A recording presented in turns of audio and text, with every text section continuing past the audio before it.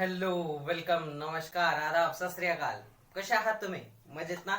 बघा मित्रांनो, आपण शिकत आहोत chapter chemical reactions and equation. आणि ह्या चॅप्टरच्या आपल्या कालच्या लेक्चरला आपण काय शिकलो?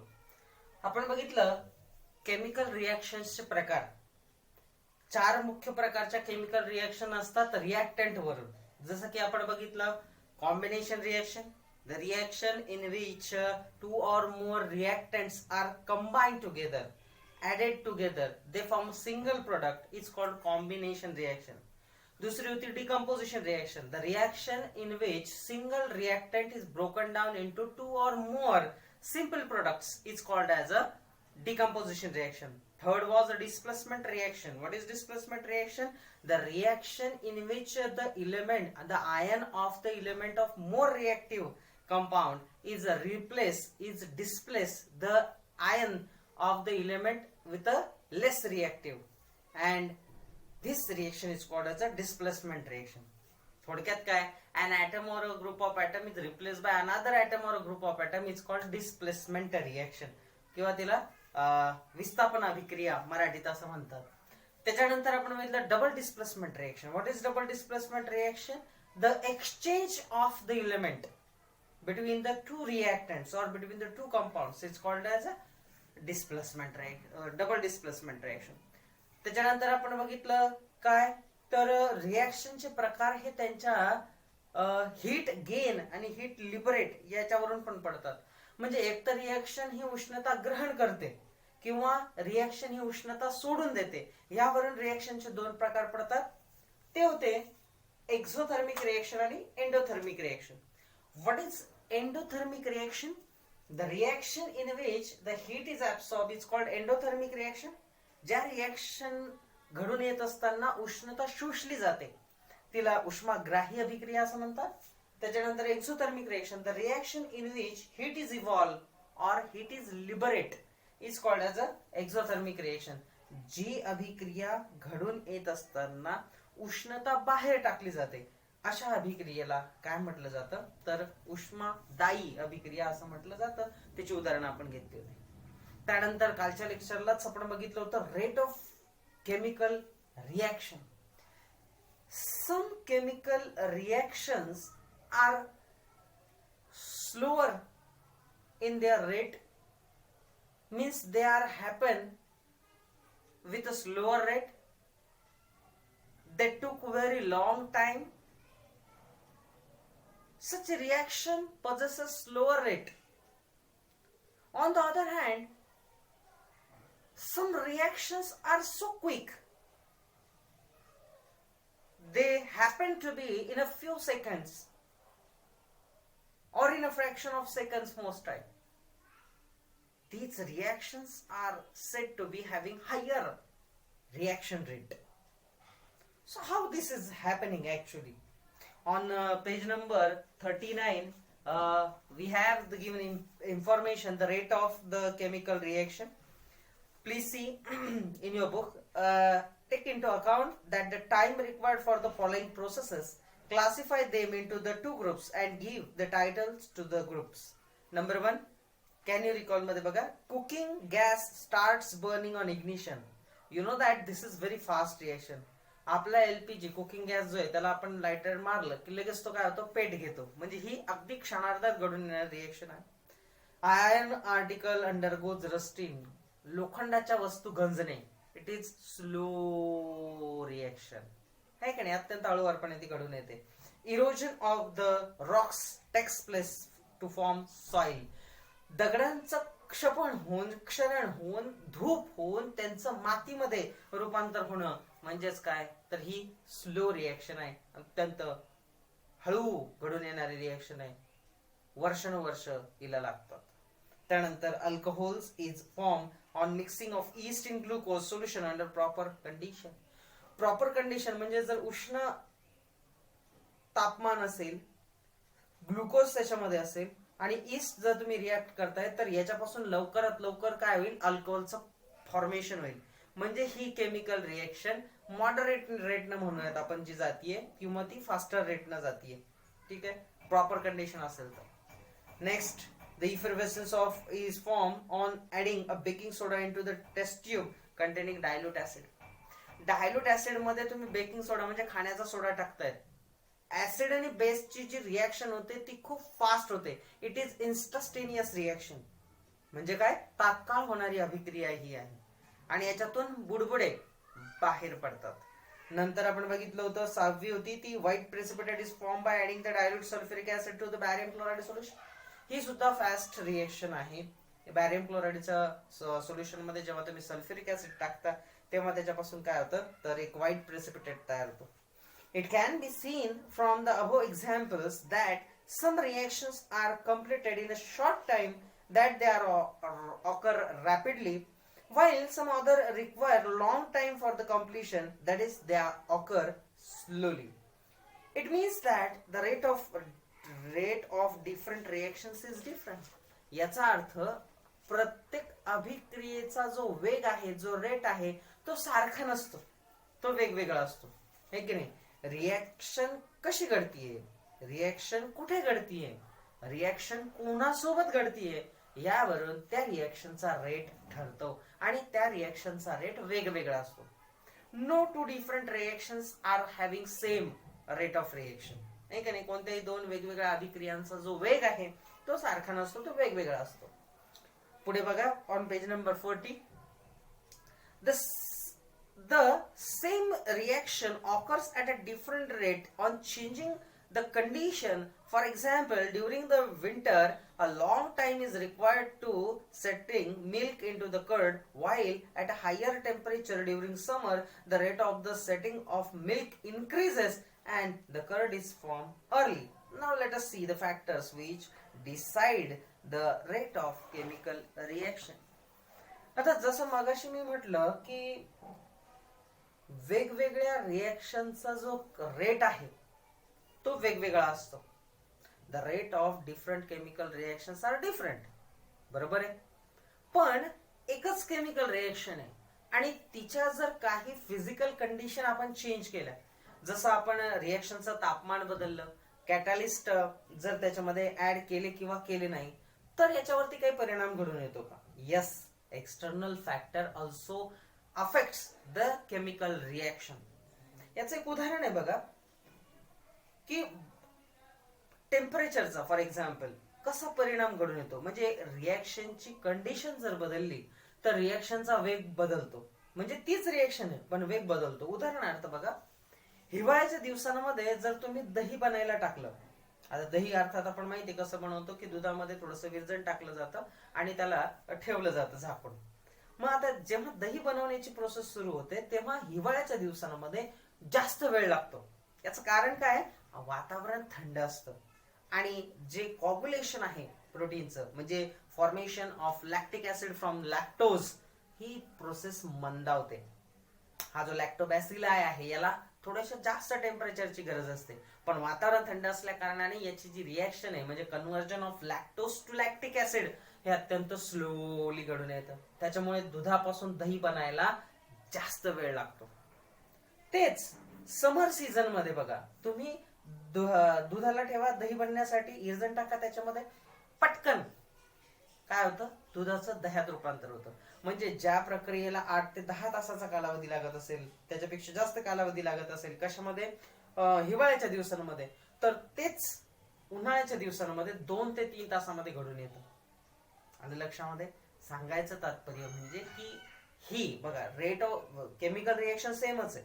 काय, we set milk into the curd, आपण दुधाला दह्यामध्ये रूपांतरित करतो आहोत, पण याच्यावरती तापमानाचा किती परिणाम घडून येतो, आहे की नाही. तापमानाचा कसा परिणाम घडून येतो की तापमान जास्त असेल, वॉर्मर असेल तर पटकन दुधाचं दह्यामध्ये रूपांतर होतं.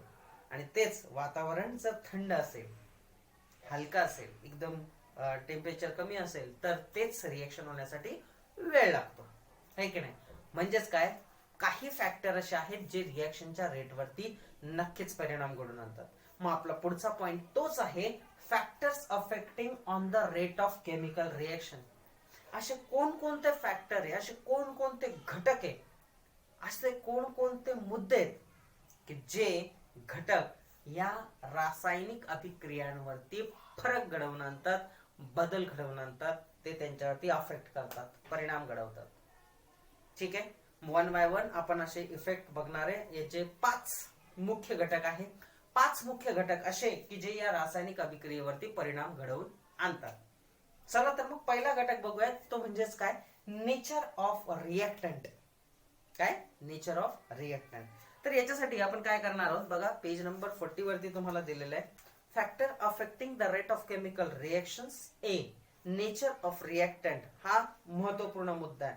काय आहे तो बघूयात.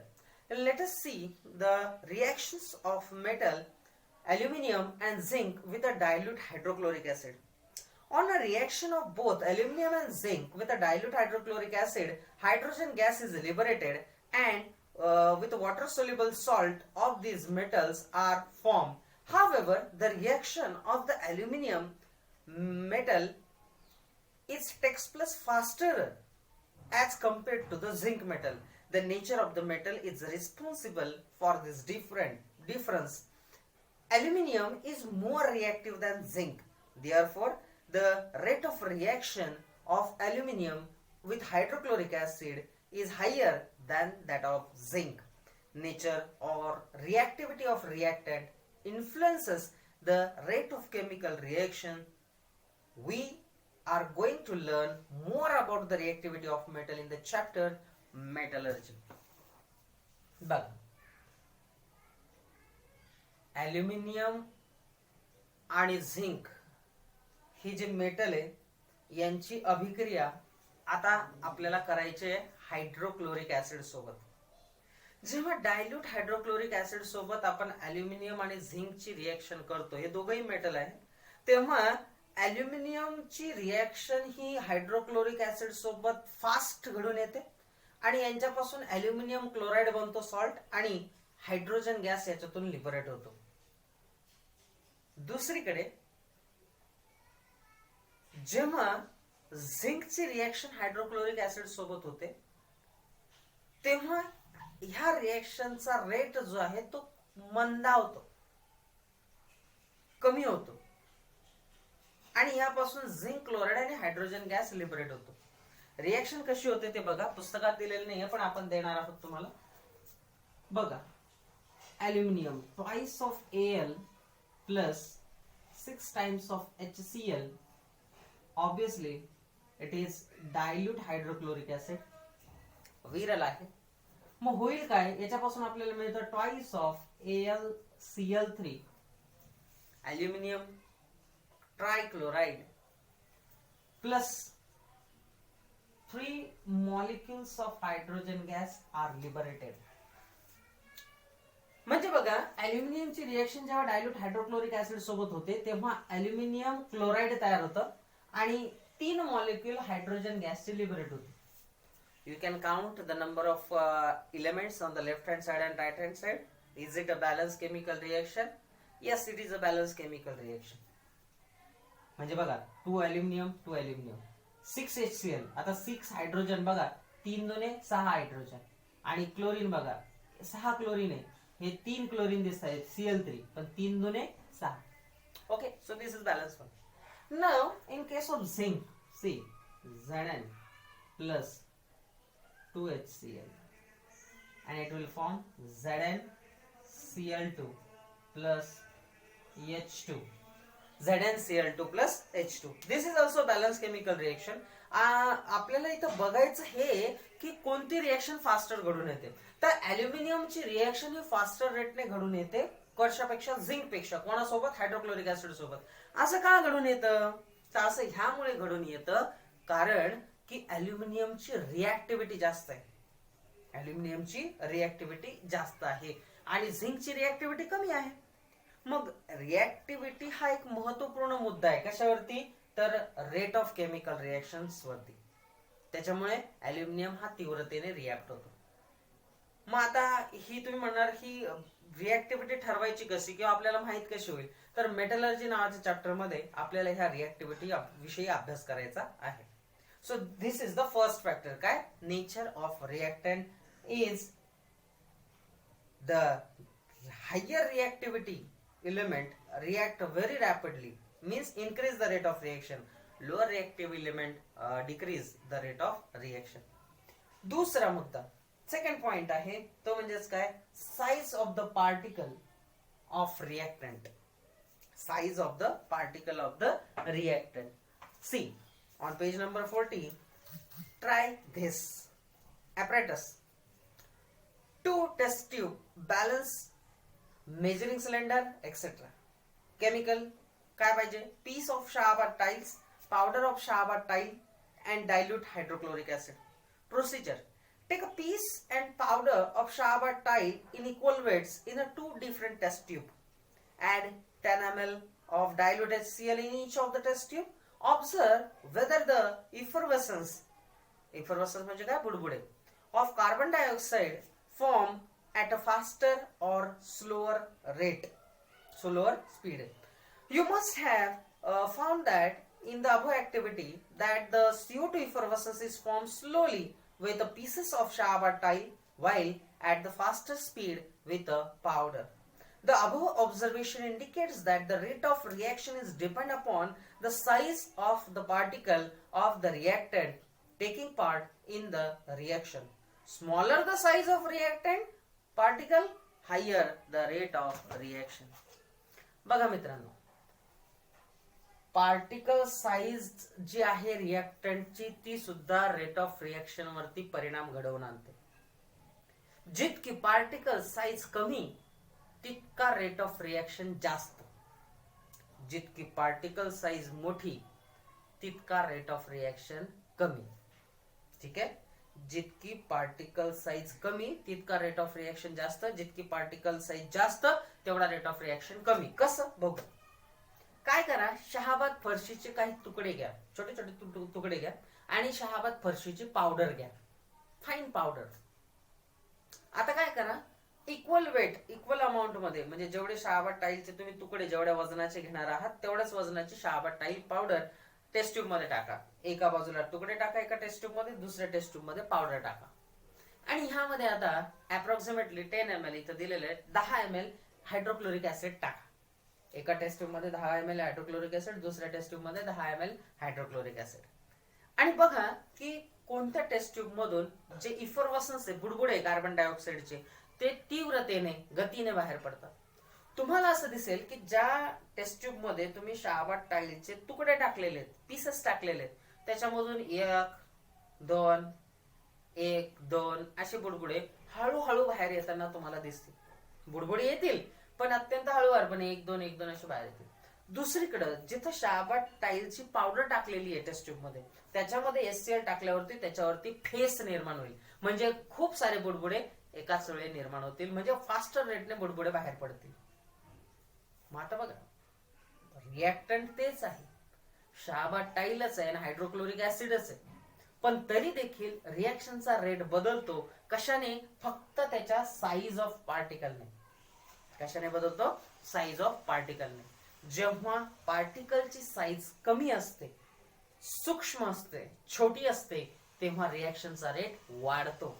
आणि जेव्हा पार्टिकलची साईज मोठी असते तेव्हा रिएक्शनचा रेट कमी होतो. मग पार्टिकलची साईज छोटी असल्याने काय होतं माहिती का? सरफेस एरिया जास्त भेटतो. तुम्हाला माहिती पावडर म्हणजेच काय? एक एक छोटासा कण, आणि या कणाचा संपूर्ण जो काही भाग आहे, पृष्ठभाग आहे, तो रिएक्शन साठी अवेलेबल असतो. आणि ते जेव्हा मोठे तुकडे असतात तेव्हा कमी पृष्ठभाग हा रिएक्टंट साठी काय असतो? अवेलेबल असतो. हे त्याच्या पाठीमागचं कारण आहे. आलं लक्षामध्ये? मग आपण 2 फॅक्टर असे बघितले की जे रेट ऑफ केमिकल रिएक्शन वरती काय करतात? अफेक्ट करतात.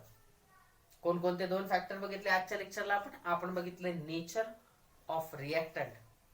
नेचर ऑफ रिएक्टंट मध्ये आपण बघितलं की रिएक्टिव्हिटी ऑफ इलेमेंट, मग ते मेटल्स असतील नॉन मेटल असतील, reactivity of elements is important factor which affects the rate of reaction. If more reactive elements are in the reaction rate will be faster, and the less reactive element are in the reaction, then the rate of reaction will be lower.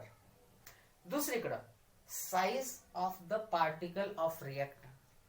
Smaller the size of the particle, higher the rate of reaction.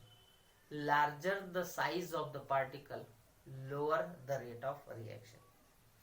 पुढचे जे factor आहे, 3 factor आहे अजून. Concentration of reactant, त्याच्यानंतर आहे temperature of the reaction आणि catalyst. ह्याविषयी आपण सविस्तर चर्चा करणार आहोत, पण कधी? पुढच्या लेक्चरला. तर मित्रांनो, भेटूयात पुढच्या लेक्चरला. तोपर्यंत stay in home, stay happy and keep learning. Thank you.